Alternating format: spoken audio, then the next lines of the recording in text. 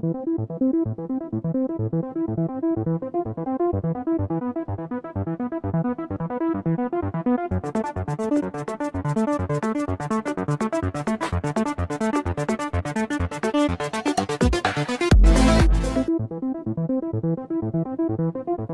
İnforum Xəbər TV olaraq Daxili İşlər Nazirliyinin mətbuat xidmətindən verilən məlumatları sizlərə çatdırırıq.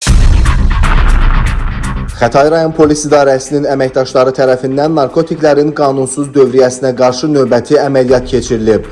Tədbir zamanı 25 yaşlı Bakı şəhər sakini Hüseyn Məmmədzadə saxlanılıb. Onun əlində olan bağlamaya baxış zamanı 12 kiloqram 840 qram marixuana və 7 kiloqram 290 qram tiryək aşkarlanıb. Hüseyn Məmmədzadə ifadəsində narkotikləri sosial şəbəkələrdə tanış olduğu, şəxsiyyəti istintaqa məlum olmayan naməlum İran vətəndaşından paytaxt ərazisində satmaq məqsədi ilə əldə etdiyini bildirib. Faktlarla bağlı cinayət işi başlanılıb, araşdırmalar davam etdirilir.